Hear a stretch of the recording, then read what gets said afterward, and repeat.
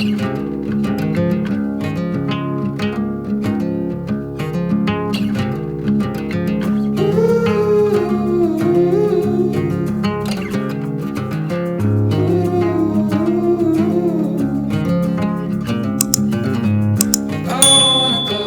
guys, welcome back to the channel. We are once again out in the studio, the old one anyways. And I'm going to do a quick little project today, but it's going to have a really big impact and it's going to look nothing like it did when it started. And that's half the fun of recreating a piece. I picked this cute little table up off of Marketplace for $5 about 2 years ago, honestly.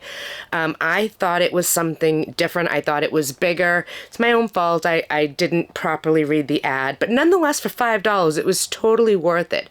Has a glass top on it, does have a tiny little chip in the glass top, but it doesn't hinder the use of it when it's on the underside. And hopefully when I'm done doing what I'm doing today, you won't even notice that part of it. It looks like it has an inlay and different veneers on it, and it really doesn't. I'd probably say it came from like the 50s or the 60s would be my guess. Just a mass production little piece, but cute nonetheless. For $5 I was sold, and I'm not quite sure what I'm going to do to it, but I do have an idea.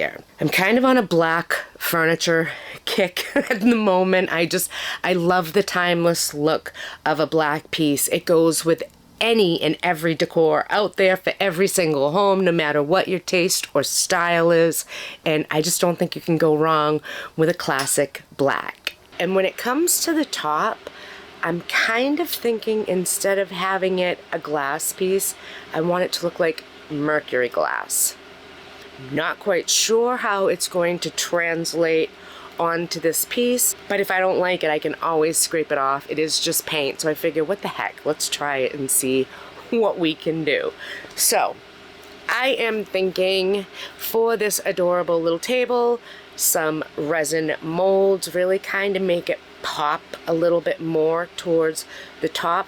Nothing too fancy at all. I don't know, let's look at some options. I've got choices. Lots of choices, actually. We all know I love the go-to beaded look, but I actually think that for the band, that they're kind of small. I don't want to do the twisted look, and I don't want to do the braid around it. Now I have a great mold from IOD. If I want to make this dramatic, I can use this beautiful top piece and attach it to the top like that. You would have this dramatic hangover on the edge, which would extend the edge visually down to here with a really cute lip. So that's an option. This one's too big. I don't like the look of that. That one is too wide, but this bottom one would also work on there, and it would fit within the space. There would be no overhang, and it would just be a side detail to the table. And to be perfectly honest, I think that's what I want to do to it. But before I can get to that, I have to first clean the piece, and I'm going to use my white lightning to do that.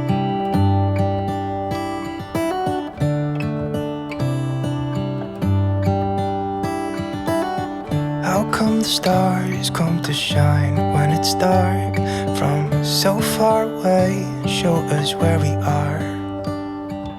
Once the piece is clean, I'm going to give it a light sanding. This is called a scuff sanding, and I'm just going to use a 120 grit. I'm not looking to do anything other than to rough up the surface. That gives you a better surface for the paint to adhere to, which is an important step. I want to show you just how easy it is to start flipping furniture without really anything fancy. You do need a sander, but if you don't have a power sander, you can definitely do it by hand. Takes a little bit more work, but definitely doable. And with the prices and the deals you can now get at those box stores, you can buy a little palm sander or a little mouse sander right around $19.99. That's not a bad deal for something that you're going to get a lot of work out of.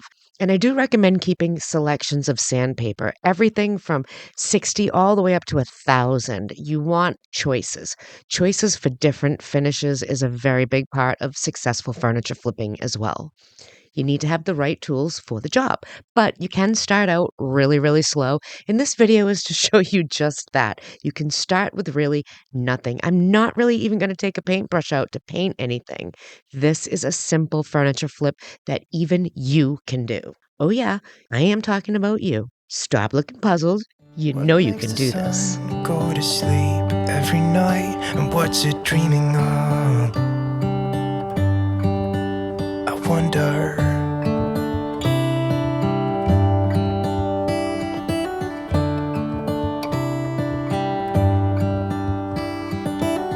How come the sky sometimes hides behind the clouds? Maybe it's Once it's sanded, you're going to want to get all of that dust off there thoroughly and give it another good cleaning. For this step, I actually like to use crocodile cloths. This is not sponsored by them whatsoever. I bought them myself, but I am obsessed with these on so many levels. They do so much in my shop. I use them for just about everything, and they really clean the pieces up nice. I use my amazing casting resin to pour the molds. If you're interested in this product, I do have other videos that go way more into depth. There are two different kinds of this. You want to make sure you get the purple kind, that's the pliable one. But I made my molds and I pulled them out after a couple minutes, and I love this product because you can bend it any which way you need. It absolutely molds to whatever the contour is you're putting it on. I'm going to use a little bit of my Titebond Thick and Quick to spread it on the piece, get it where I want, and then I'm going to use a little low tack tape to hold it into place. Unfortunately, I only have one of these molds and I have to repeat this process 6 times, so it takes a few minutes, but it's totally worth it. I love working with resin. It just really opens up possibilities that weren't there before. A little bit scared of heights. Why does the rain always keep on pouring down when it's gray outside? I took it a step further when I saw that I had this particular mold, and I decided to add just 3 more pieces. They're a type of a French filigree, but I thought placed on the legs just like this, that they are actually going to end up looking like embellished antique hardware on the legs. And I think that this is an absolutely amazing touch, and you'll see why soon enough. While that's curing, I'm going to move on to the glass top. The first thing that I'm going to do is clean the surface using a really good glass cleaner and a lint-free paper towel. Then using a double yacht steel wool. If you don't know what double yacht is, that's the steel wool with the 4 zeros underneath it. That's a very, very fine steel wool. I'm going to actually use that and polish up a few scratches that are on this glass. Did you know that you can use double yacht steel wool to shine up the mirrors and the glass in your home? And it shines it up incredibly. No scratches, no nothing. It's also safe for cleaning stainless steel. So many uses to this, but right now I'm going to use it to just hit these few scratches that are on this glass lightly. It's almost like sanding it like sandpaper, and I keep using my finger to feel it. And you can feel when it has achieved that smoother feel between that small surface scratch. So I'm using that. And then I'm going to use a product called Looking Glass. It's by Krylon. This is a mercury glass spray that works absolutely fabulous. And using several coats, I am going to apply this to the backside of the glass. Now, the backside for me for this piece is going to be the side that has the chip on it. I'm going to apply light coats of the mercury glass, but I'm also going to use this little spritzer I have that's filled with esporyl alcohol, and I'm going to spritz that on the piece both before I spray the paint down and after I spray the paint down. And what this does is it really adds to that old mercury glass look. You can take it a step further and flick a little black paint, a little white paint on there, even a little gold and a little more silver if you want. But I find that this does the job nicely, and it turns into an absolutely gorgeous, gorgeous mercury glass mirrored top. I love it. What do you guys think? Let me know in the comments down below if you would have kept it glass, or do you like this old world mercury glass touch? The resin has cured and bonded to my piece, so now I'm just gonna remove the tape and everything looks absolutely fabulous. I love, love, love it. And I'm just gonna bust out my Dremel and I am actually gonna sand very gently the seams where the pieces connect. I don't want you to see any lip or a line. I want it to be a very smooth transition from one piece to the next, and I can achieve that super easy and super quick using my little Dremel. Another super affordable tool you can get at the big box stores on sale, and another great thing to have in your toolbox for projects just like this. I decided I wanted to stain the very center egg-shaped detail on this little drum table's stem, if you will. So I busted out my Surf Prep sander and I am using an 80 grit, going over it pretty easy. I'm going to bring it down to the wood as best as I possibly can. It wasn't enough, so I went back in with just a little bit of citrus strip, and it was exactly what I needed. Took off the rest. There still was a little bit left in the seam, so I did a little hand sanding, and with a little elbow grease, all of the original color was off. So now I want to protect it before I go on to the next step. So I'm actually going to use my tape and I am going to completely cover every part of the center detail that I want to keep wood because I'm going to stain it and I think it's going to be a fabulous detail to this piece. Once my area is covered, I'm going to move my piece over to my little painting section of my studio. And using a satin finish black spray paint, I'm going to get 2 coats all over this. You don't want to go heavy when you apply your coats of spray paint. You want to go on the lighter side. You don't want drips. You're not going for full coverage the first time. You'll get it in the second, maybe even the third coat. It all depends on what you're covering up, what's underneath it, what you're using. Lots of factors play in. But again, simple, easy way to do it, spray paint. Doesn't get any easier than that. I sprayed the top of the table that the faux mercury glass is going to sit on top of gray. I didn't know if I was going to keep it gray, if I was going to make it black, but I wanted the option for both to see if it made any difference whatsoever in the look of the mercury glass. Have to be honest, in the end, it totally didn't, so I just ended up covering it with black. After the piece was completely dry, I went over the wooden part with my natural walnut gel stain. I like the buildability of it better than a penetrating stain, so it's just what I kind of gravitate to. And I actually really love the natural walnut look.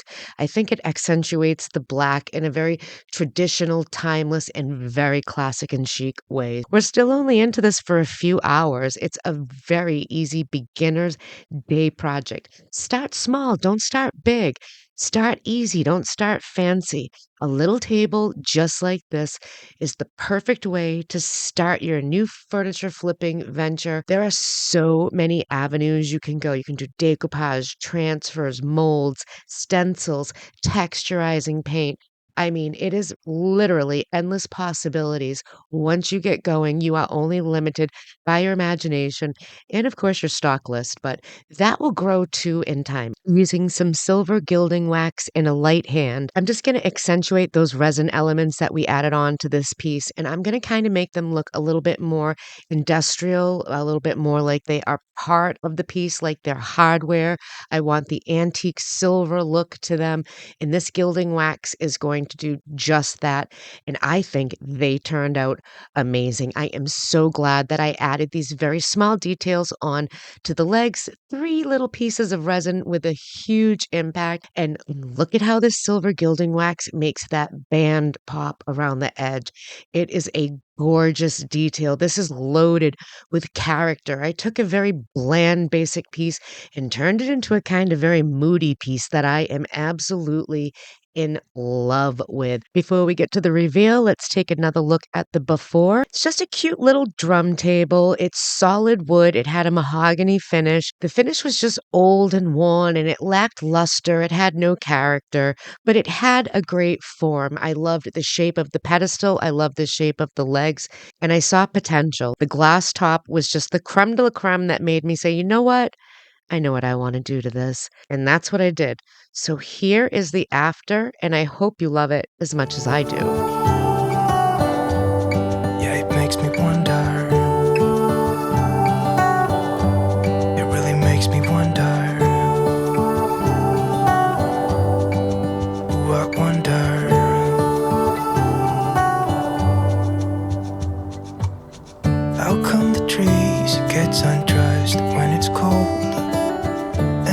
they miss the leaves they left behind? Could it be to make the ground shine like gold until winter comes? Until winter comes, until winter comes. It really makes me wonder. Alright guys, I will see you next time on the flip side. With this one, I am going to share with you the secret to getting rid of this awful yellow look. It's going to be good. Maybe just as good as this table, who knows?